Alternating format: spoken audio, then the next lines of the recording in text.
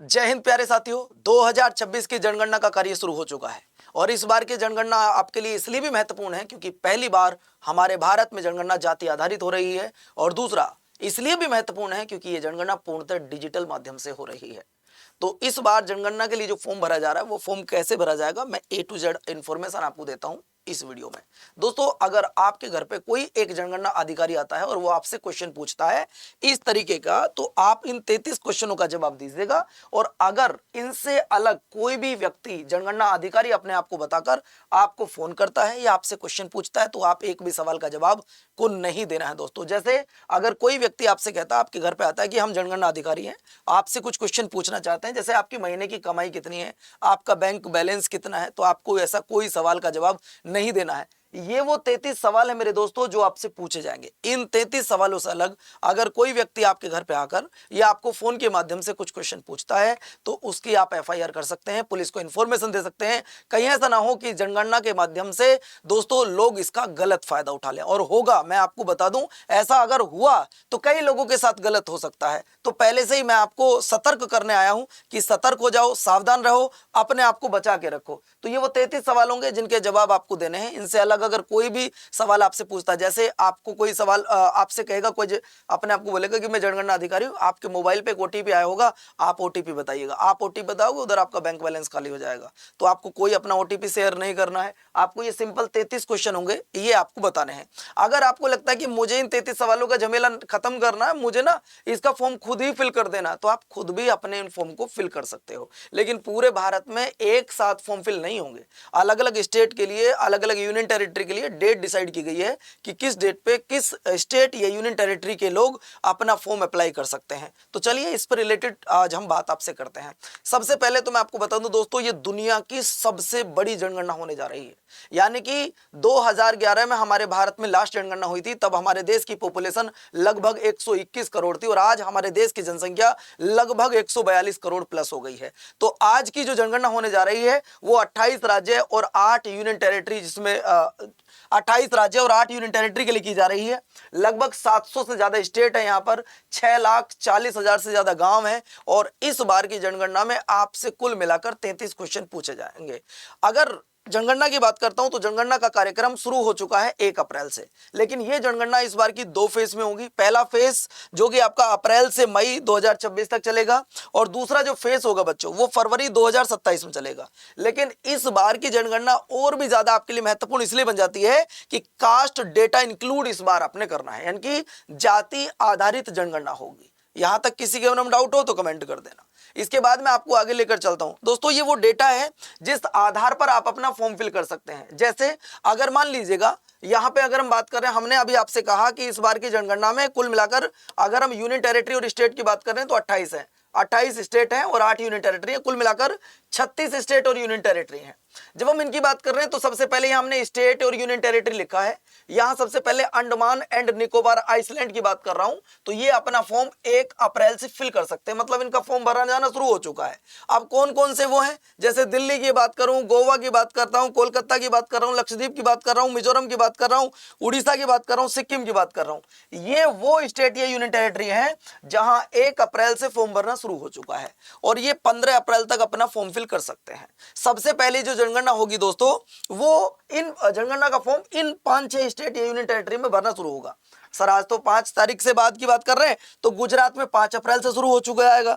अगर हम दादर नगर हवेली की बात कर रहे हैं, दमन दीव की 5 अप्रैल, उत्तराखंड की बात कर रहा हूं 10 अप्रैल। क्यों? क्योंकि बहुत सारे लोग इस बात को लेकर पैनिक हो सकते हैं। यार, पवन सर ने एक वीडियो बनाई थी और उसमें उन्होंने कहा था कि जनगणना कार्यक्रम के लिए फॉर्म भरना शुरू हो चुका है। उन्होंने तो 1 अप्रैल बताया था, आज तो 12 अप्रैल हो चुकी है, हमारा तो फॉर्म ही नहीं भरा जा रहा है। क्योंकि दोस्तों बहुत सारी पॉपुलेशन है, मतलब 142 करोड़ लोग हैं। अगर एक साथ पोर्टल को ओपन कर दिया जाएगा तो साइट शायद हो सकता है 10 मिनट भी काम नहीं कर पाएगी, इसलिए टाइम दिया गया अलग अलग स्टेट को अलग अलग। लास्ट में अगर हम बात करें मध्य प्रदेश की तो 16 अप्रैल से शुरू होगा। अगर हम बात कर रहे हैं भैया आप जिस भी स्टेट के रहने वाले हो या जिस भी यूनियन टेरिटरी के आप रहने वाले हो, आप अपनी डेट जरूर देख लीजिएगा। अगर आपको ऑफलाइन झंझट से बचना है, ऑनलाइन सारा काम आप कर सकते हैं। इसके बाद अगर हम बात कर रहे हैं आंध्र प्रदेश की 16 अप्रैल, अरुणाचल प्रदेश की 16 अप्रैल, चंडीगढ़ की बात कर रहे हैं 16 अप्रैल, छत्तीसगढ़ की बात करें 16 अप्रैल, हरियाणा 16 अप्रैल, यहां 16 अप्रैल तक खत्म होता है।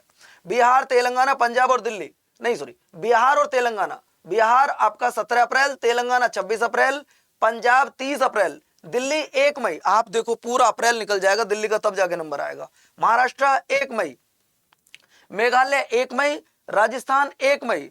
इसके बाद अगर हम बात कर रहे हैं झारखंड 1 मई, उत्तर प्रदेश 7 मई, जम्मू कश्मीर 17 मई, अगर हम लद्दाख की बात कर रहे हैं 17 मई, पांडिचेरी की बात कर रहे हैं 17 मई, हिमाचल प्रदेश की बात कर रहे हैं 1 जून और केरला की बात कर रहे हैं तो दोस्तों 16 जून।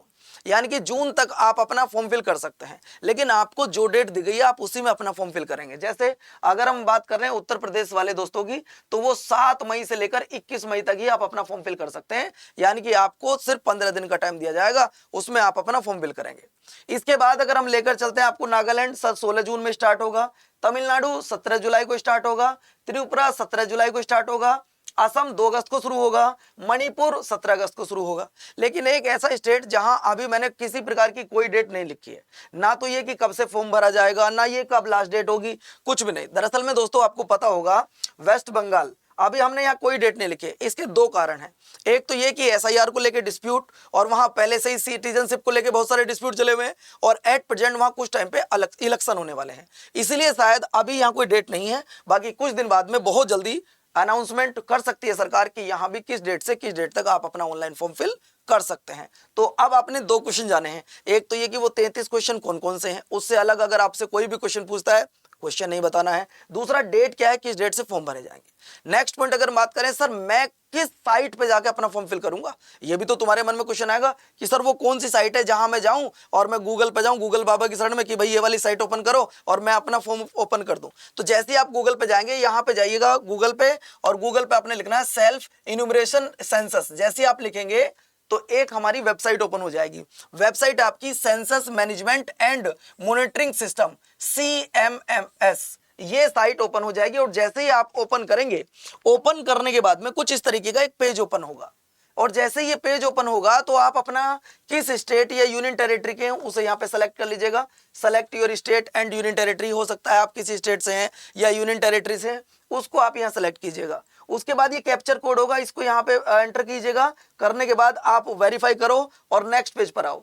जैसे ही आप नेक्स्ट पेज पर पहुंचते हो तो दोस्तों मैंने ना इसको लॉगिन करने के लिए दिल्ली से भरा था ये फॉर्म, मतलब मैंने उसका स्क्रीनशॉट ये लगाया हुआ है।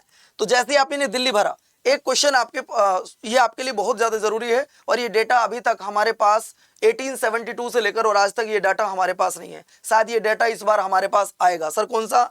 Name of the hold of the house hold, sorry, name of the head of house hold, यानी कि घर पर पूरी तरीके से अधिकार किसका है, मतलब कोई महिला है या पुरुष है, वो आपसे जानना चाहता है। तो ये डाटा हमारे पास अभी तक नहीं, इस बार आ जाएगा, तो उसको आप यहां फिल करेंगे। इसके बाद मोबाइल नंबर लिखेंगे और मेल आईडी लिखेंगे। जैसे ही आप मेल आईडी अपलोड करोगे बच्चों, तो इस तरीके से एक पेज ओपन हो जाएगा। इस पेज को ओपन करने के बाद 6 स्टेप आपको कंफर्म करने होंगे। 6 स्टेप की बात कर रहा हूं। सबसे पहले लोकेशन डिटेल आपसे मांगेगा, इसके बाद सेंसस हाउस डिटेल आपसे मांगेगा, इसके बाद हाउस होल्ड इंफॉर्मेशन आपसे मांगेगा, और कुल मिलाकर आपको ये 6 पॉइंट आपको फिल करने होंगे। जैसे ही आप ये 6 पॉइंट फिल करते हो तो इसके बाद देखो, अभी जो मैंने आपको बताया ना वो 33 क्वेश्चन सिर्फ वही आपसे पूछे जाएंगे, उन्हीं का आपको जवाब देना है। इस तरीके से आप जवाब देते रहिएगा, और जवाब देने के बाद में लास्ट पे आप पूछिएगा यहां पर। जब आपका सबमिट एंड सक्सेसफुली आ जाता है, आने के बाद दोस्तों अब आपने क्या करना है, इस तरीके से आपके पास आएगा, एक नंबर आएगा, ये हमने यहाँ पे ब्लैक कर दिया है, इसको अपने पास सेव करके रखिएगा। सेव इसलिए करके रखिएगा क्योंकि जो डाटा आपने इसमें फिल किया है, हो सकता है वो क्रॉस वेरीफाई के लिए ये आपके मोबाइल में आएगा। और ये हो देखो, अब सीधी सी बात, जब आप कोई फॉर्म फिल कर रहे हैं तो जब उसका लास्ट पॉइंट होता है, तो जब आप सक्सेसफुली हो जाता है ना, सक्सेसफुली रजिस्टर्ड, तो एक नंबर आपको मिलेगा। तो ये नंबर जैसे ही आपने मिलेगा, इसको अपने पास रखिएगा, और इसका या तो स्क्रीनशॉट लेकर रख लीजिएगा या फिर उसे अपने मेल पर अपलोड कर लीजिएगा। उसका कारण ये है कि अगर आपके घर पर कोई क्रॉस वेरीफाई के लिए आता है तो आप उस डेटा को मैच करा सके जो आपने उसमें भरा है। और हाँ, इस डेटा को बड़े शांत स्वभाव के साथ में भरें, क्योंकि जो डेटा आपने उसमें फिल किया वो क्रॉस वेरीफाई के लिए आपके घर पे कोई एक व्यक्ति आ सकता है। तो दोस्तों आज हमने जाना जनगणना 2027 जो 2026 से शुरू हो चुकी है, इसका पहला पार्ट एक तरीके से शुरू हो चुका है। उसमें फॉर्म कैसे भरना है, आप घर बैठे अपना फॉर्म फिल कर सकते हो। ये 33 क्वेश्चन आपसे पूछे जाएंगे। एक बार मैं आपसे फिर से दिखा रहा हूं। ये 33 क्वेश्चन आपसे पूछे जाएंगे। इन 33, मैं एक बार फिर से आपको सतर्क कर रहा हूं, इन 33 क्वेश्चन से अलग अगर आपसे कोई भी क्वेश्चन पूछा जाता है, आप उसका जवाब ना दें, मेरी आपसे हाथ जोड़ के रिक्वेस्ट है। सतर्क रहिए, अपना ध्यान रखिए, अपनों का ध्यान रखिएगा, क्योंकि किसी एक के साथ गलत होता है तो कई परिवारों के साथ गलत हो रहा है। अपना ध्यान रखिएगा, ये 33 क्वेश्चन आपसे पूछे जाएंगे। दूसरा, ये आज तक की पूरे भारत की नहीं, पूरे विश्व की सबसे बड़ी जनगणना होने जा रही है और पूर्णतः डिजिटल जनगणना होने जा रही है दोस्तों। ये सबसे बड़ी बात है और मैंने आपको बताया था, इसमें कास्ट डेटा इंक्लूड किया जा रहा है, यानी कि जाति आधारित जनगणना होने जा रही है। तो दोस्तों, इंफॉर्मेशन कैसे लगी? क्योंकि आपका जो बाहर का काम था ऑफलाइन वाला, वो खत्म हो गया। आप घर बैठे अपना फॉर्म फिल कर सकते हो। आपको मुश्किल से 5 से 7 मिनट का टाइम लगेगा और आप अपना फॉर्म फिल कर दीजिएगा। ऑफलाइन झंझट को दूर कीजिएगा। इन्फॉर्मेशन अच्छी लगी हो तो चैनल को जरूर सब्सक्राइब कीजिएगा, क्योंकि मैं इस तरीके की वीडियो इस चैनल पर लेकर आता रहता हूं। पीएम डिफेंस स्टडी में आप सब लोगों का स्वागत है। वीडियो को शेयर करना अपने उन दोस्तों के साथ जो भाई ऑफलाइन फॉर्म ना भर के चाहते हो कि मैं ऑनलाइन फॉर्म फिल करना चाहता हूं। तो ऑनलाइन फॉर्म फिल करने के लिए कौन सी वेबसाइट होगी, क्या आपको क्या क्या क्वेश्चन आपसे पूछे जाएंगे, वो सब मैंने आपको बता दिया है। ठीक है साथियों, अपना ध्यान रखिएगा, अपनों का ध्यान रखिएगा। जय हिंद, जय भारत।